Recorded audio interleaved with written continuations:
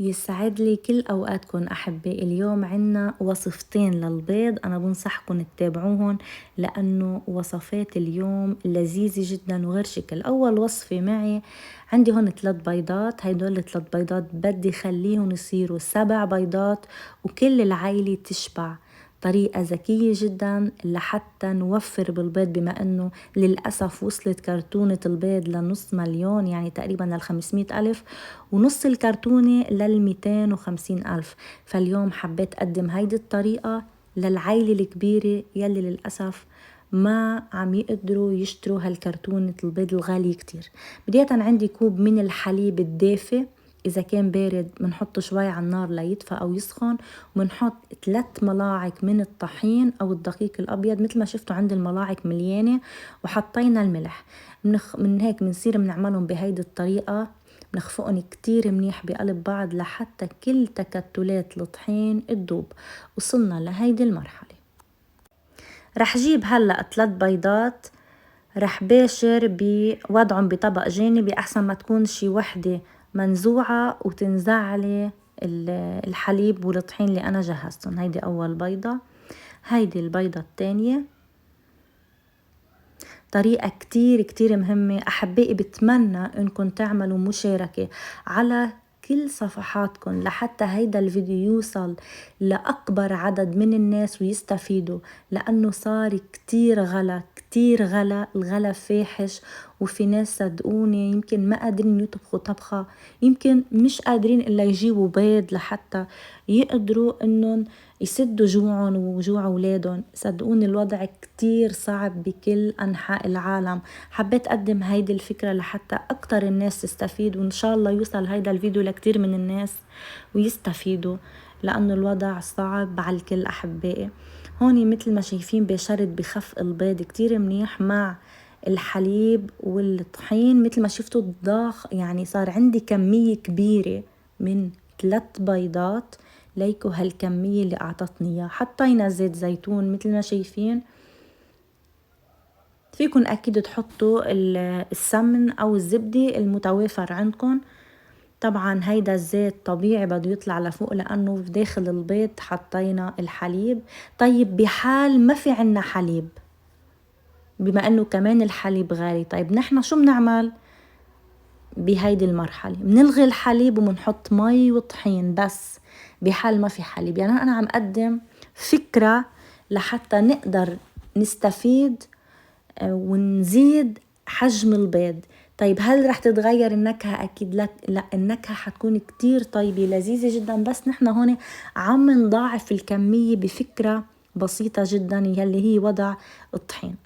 هون مثل ما شايفين بشرنا، طبعا أنا هون عم بشتغل على نار هادية، بصير بعملهم بهيدا الشكل. شوفوا ما شاء الله هالحجم الكبير يلي تضاعف بسرعة. عملوا مشاركة للفيديو بسرعة، هلأ انزلوا، ما بدها شي، عملوا مشاركة وبعتوه لأصحابكم، وخلوا أصحابكم يبعتوا كمان لأصحابهم لحتى ينتشر هيدا الفيديو. هيدا الفيديو فيه رسالة أحبائي إن شاء الله توصل، لأنه عن جد عن جد الوضع كتير صعب صاير، وما بعرف لوين رايحين وما بعرف لوين رح نوصل. شفتوا اسم الله عندي البيض صار حجم كبير، بتخيل كأني قليت لي شي 8-9 بيضات وكلياتهم 3 بيضات. شفتوا اسم الله بيض غير شكل، ريحته بتشق القلب ما شاء الله على هالريحة. فعلا طلع معي رائع حرفيا. هلأ بصير بعمله بهيدا الشكل مثل ما شايفين وبقلبهم بحال عندي شي بعد منه مستوي من فوق، بقلبهم على الميلة التانية أحبائي لحتى يستووا. شفتوا اسم الله لذيذ جدا أحبائي عندي. هيدي الطريقة رهيبة أحبائي، بتمنى أنكم أو البعض أنه يجربوها لأنه فعلا اقتصادية موفرة جدا. هوني بشرت بقلب البيض مثل ما شايفين، بحال إذا في عنا أي شي بعده منه مستوي من فوق.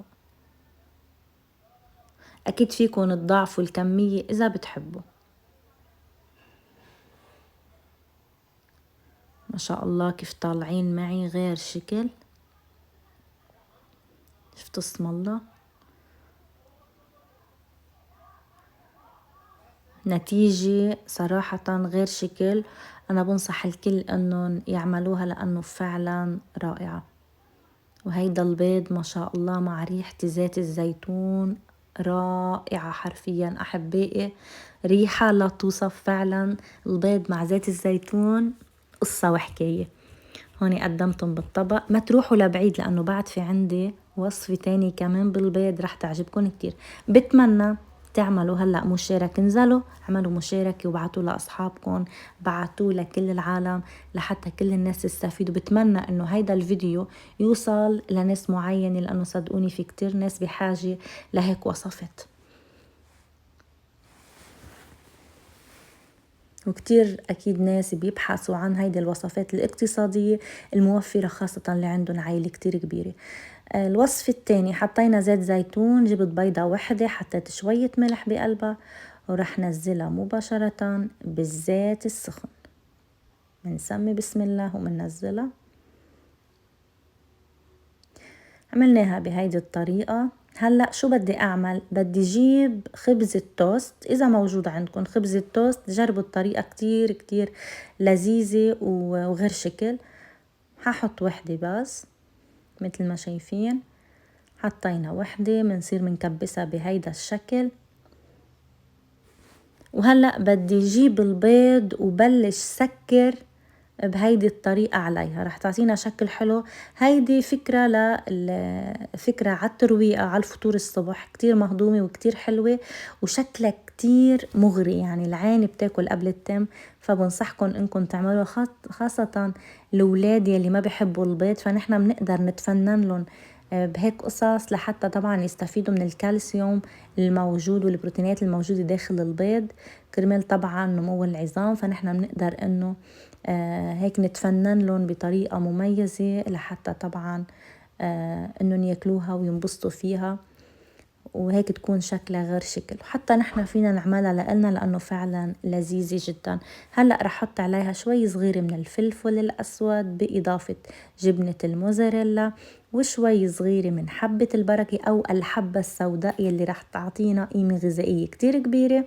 وهلأ مثل ما شايفين ليكو شكلها شو حلو. رح أغطيها شوي لحتى تدوب هالجبنة وخففت النار على أدنى درجة.